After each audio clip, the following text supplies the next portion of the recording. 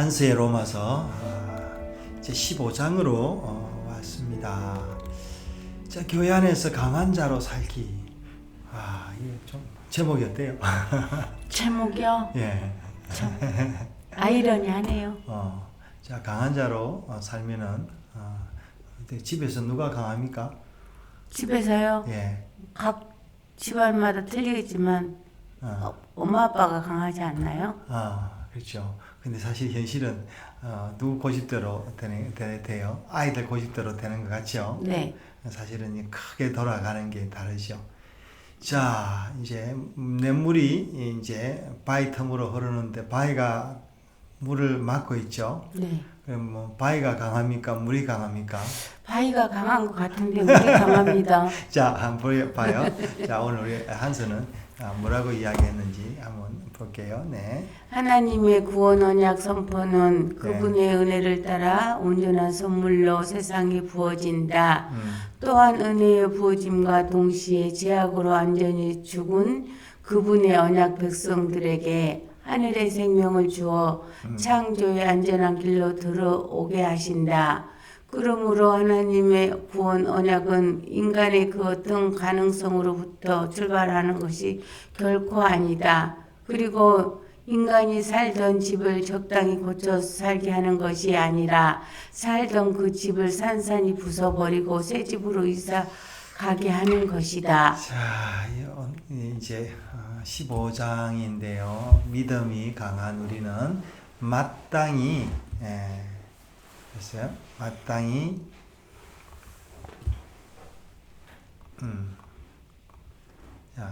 마땅히 약한 자의 약점을 담당하고 자기를 기쁘게 하지 아니할 것이라. 우리 각 사람이 이웃을 기쁘게 하되 선을 이루고 덕을 세우도록 할지니라. 그리스도께서도 자기를 위하여 자기를 기쁘게 아니하였다. 이제 그런 이야기고요. 마지막에 보면은 자, 보면서 다시 이쪽으로 한번 가볼게요. 네. 로마서에서는 하나님의 구원 언약에 따라 구원받는 그의 백성들의 구원 도리와 그 백성의 세상살이에 대해서 말씀하고 있다. 세상살이. 예. 성도들이 교회의 공동체 안에서와 세상에서 하나님의 백성으로 살아가는 것은 우리가 매일 경험하는 바이지만 결코 쉬운 일이 아닐 것이다.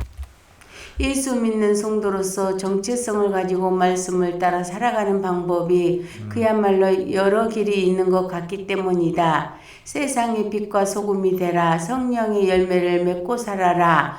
인내, 온유, 겸손, 순종하며 살아라 등등 그 요구 조건이 끝이 없는 것처럼 보인다. 이제 우리가 이렇게만 말하면 뭡니까? 율법이잖아요. 네. 이제 율법은 재미가 없으니까 이제 바울이 이제 율법식으로 이야기를 안 하고 있죠. 네. 바울도 이런 조건들에 적응하듯이 교회 안에서 믿음이 강한 자와 약한 자들의 처세를 설명하고 있다. 네. 믿음이 강한 자들이 약한 자들의 약점을 강탈하고 이웃을 기쁘게 하고 감당하고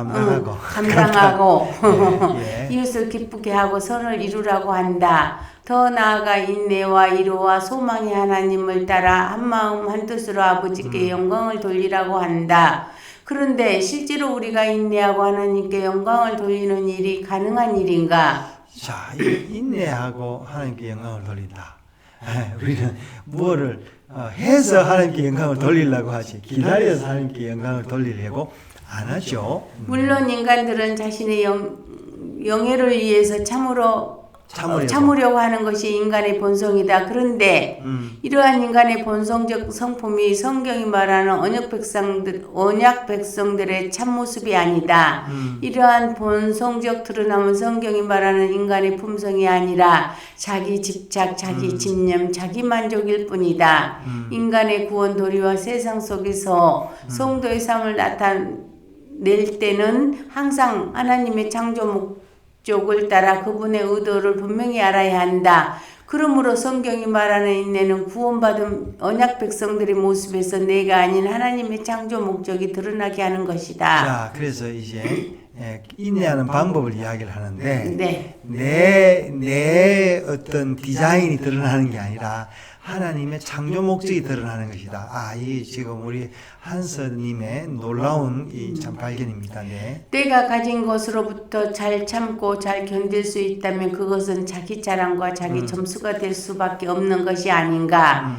이것은 엣집에 그대로 살면서 적당히 고쳐 쓰겠다는 말과도 같다.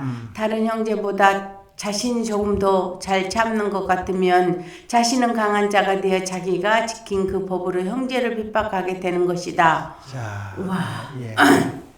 자, 성도와 교회는 하나님의 은혜로 예수님을 믿고 창세전 언약을 따라 하나님의 구원 백성이 되었다. 바울은 지금도 계속하여 로마 교회뿐 아니라 모든 교회와 성도들이 이 은혜의 복음을 따라 하나님의 백성이 되었음을 선포하고 있다. 예수님의 피와 살로 새 언약 백성이 되었다는 말이 도대체 무슨 말인가?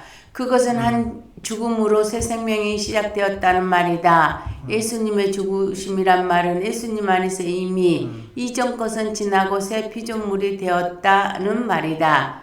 이는 놀라운 새로운 토대의 새로운 교제가 시작되어야 한다는 말이다.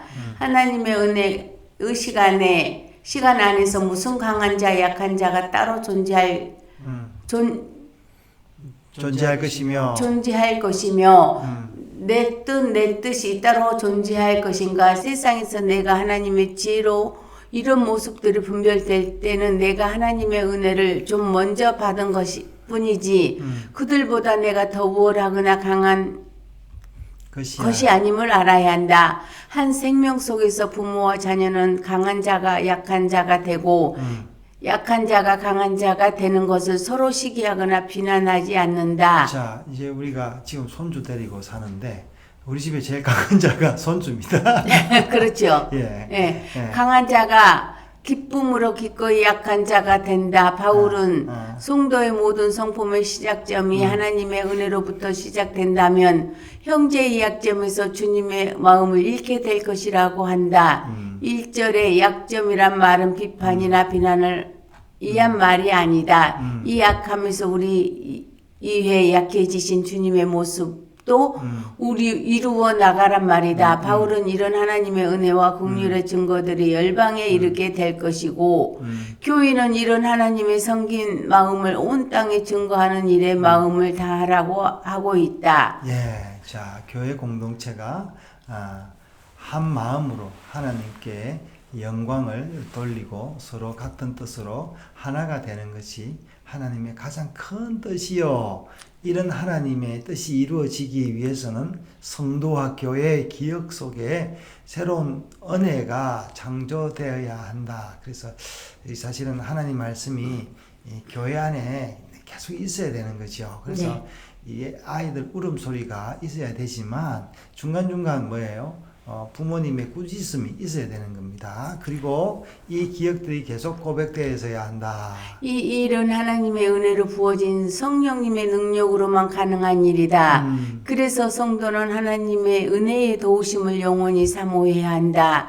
그 나라의 어른보다 아이이기를 더 기뻐하라. 이 본문은 한 주간 더 하부르타이 할 것 같다. 자, 그래서 바울이 뭐라고 이야기했냐면 소망의 하나님이 모든 기쁨과 평강을 믿음 안에서 너희에게 충만하게 하사 성령의 능력으로 소망이 넘치게 하시기를 원하노라. 자, 소망이 넘치기를 원해. 그래서 기도로 여기 이제 기도문 형식으로 쓴 것을 우리가 볼 수 있습니다. 자, 바위가 강하냐, 물이 강하냐, 이거 뭐 논쟁거리가 아니죠. 그렇죠. 뭐 아이가 강하냐, 어른이 강하냐, 이게 중요한 것이 아니라 이거예요. 하나님이 강해야 된다라는 겁니다. 말씀이 우리를 온통 지배해서 살 때 우리 모두가 강한 자가 되는 거죠.